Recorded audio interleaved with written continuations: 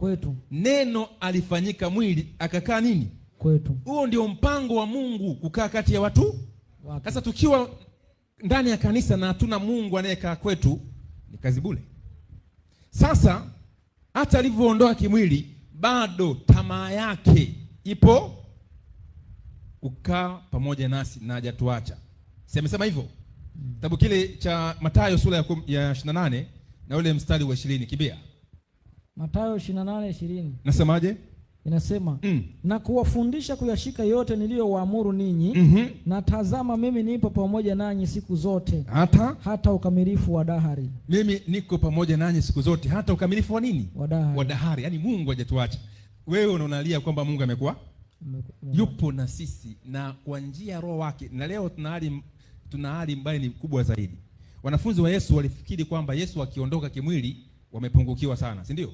Ila aliwaambia kwamba yafaa sana mimi nifanyeje?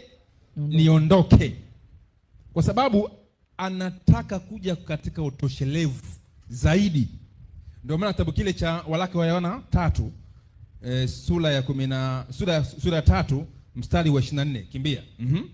Waraka wa kwanza wa Yohana 3 mstari wa 24 inasema naye azishikaye amri zake hukaa ndani yake yeye, naye ndani yake. Maliza. Na katika hili tunajua ya kuwa anakaa ndani yetu kwa huyo Roho aliyetupa. Kwa huyo Roho aliyefanyaje? Aliyetupa. Kwa hiyo anakaa na sisi. Yaani wewe Mungu shuka, ashuke wapi?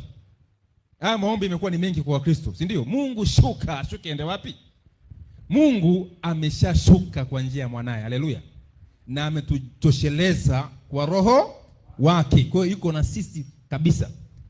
Ndio maana anasema walipo wawili watatu nipo kati. Sasa hapo ni katika huduma ya pamoja.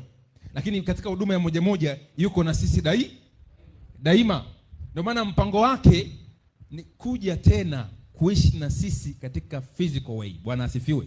Amen. Ndio maana Yerusalemu mpya itashuka. Maandiko yanasema tazama maskani ya Mungu ni pamoja na nani? Na wanadamu. Na watumwa wake watamwona uso wake. Nani anataka kumwona Mungu?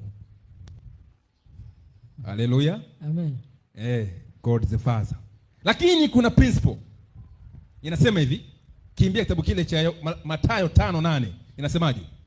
Mathayo 5:8 inasema heri wenye moyo safi. Heri wenye moyo safi, maana hao watamwona Mungu. Maana hao watamwona nani? Mungu. Bwana asifi. Amina. Kumbe tu wote tunatamani, lakini unaambiwa na maandiko uwe na moyo nini?